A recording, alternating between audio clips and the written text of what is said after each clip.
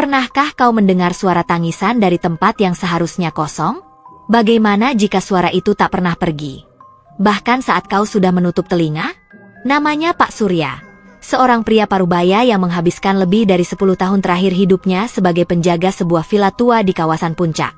Villa itu berdiri megah di antara kabut tipis dan pepohonan pinus, tampak indah dan anggun dari luar. Namun, keindahan itu menyimpan kesunyian yang menusuk, karena villa itu jarang sekali dihuni. Pemiliknya hanya datang sekali atau 2 kali setahun. Sisanya Pak Surya yang menjaga, membersihkan, dan memastikan tempat itu tetap terawat. Awalnya, pekerjaan itu terasa mudah. Bangun pagi, menyapu halaman penuh daun pinus, membersihkan kamar dan perabotan, lalu duduk di teras sambil menikmati secangkir kopi panas. Namun semua berubah saat musim hujan datang. Ketika kabut makin tebal, suara angin bertiup menyeret daun-daun kering, dan petir berkali-kali membelah langit malam. Di malam yang sunyi itulah, untuk pertama kalinya Pak Surya mendengar sesuatu yang membuat hatinya menciut. Dari dalam salah satu kamar yang paling jarang ia buka, terdengar suara tangisan lirih. Bukan tangisan keras, melainkan isakan kecil, seolah seseorang menahan rasa sakit yang dalam. Tangisan itu terdengar berasal dari lemari kayu tua di sudut ruangan. Awalnya, Pak Surya berusaha mengabaikan. Ia berusaha meyakinkan diri sendiri, mungkin hanya suara angin yang bersiul di sela-sela kayu, atau mungkin hayalannya sendiri. Namun malam demi malam, suara itu selalu datang. Kadang hanya sebentar, kadang lama, sampai ia sulit memejamkan mata. Semakin ia mencoba tak peduli, semakin nyata suara itu terdengar, dan semakin ia merasakan ada yang tidak wajar. Tangisan itu bukan hanya sekadar suara. Tangisan itu seperti memanggil, menuntut perhatian, memohon untuk didengar. Perasaan takut bercampur iba mulai menguasai hati Pak Surya. Pada malam yang lain, saat hujan turun deras dan suara petir mengguncang langit, Pak Surya akhirnya memberanikan diri membuka pintu kamar itu. Ruangan itu terasa lebih dingin dari bagian villa lainnya, seperti menyimpan udara yang lama terperangkap. Ia berjalan perlahan menuju lemari kayu tua yang menjadi sumber suara. Dengan tangan gemetar, ia membuka pintu lemari, kosong. Tak ada siapapun di sana. Hanya debu, bau kayu lembab, dan keheningan yang kembali menyergap. Pak Surya berdiri lama di sana, menatap kosong ke dalam lemari. Suara tangisan yang semula terdengar jelas, kini lenyap begitu saja. Malam itu ia tidur dengan gelisah, dihantui rasa penasaran yang makin besar. Siapa yang menangis? Kenapa hanya terdengar di malam hari? Dan kenapa selalu berasal dari lemari itu? Keesokan harinya, Pak Surya mencari tahu tentang sejarah villa tersebut. Dari cerita warga setempat yang sudah lama tinggal di kawasan itu, villa tersebut dulunya milik keluarga kaya yang tertutup. Konon mereka punya seorang putri bungsu, cantik, namun sering sakit-sakitan dan jarang terlihat di luar.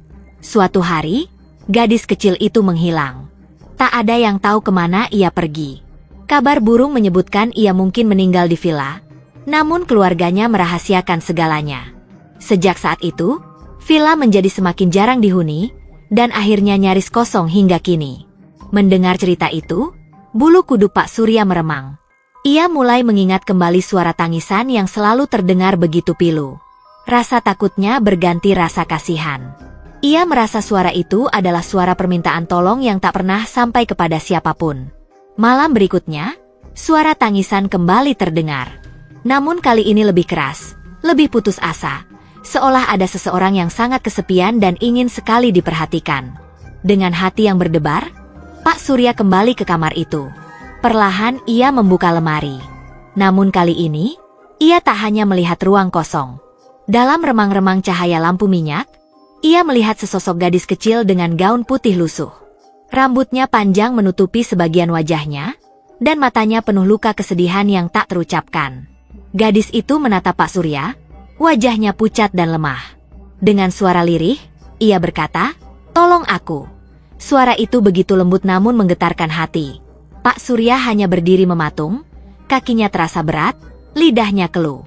Gadis itu mengulurkan tangan, dan saat Pak Surya hendak meraih, tiba-tiba semua menghilang.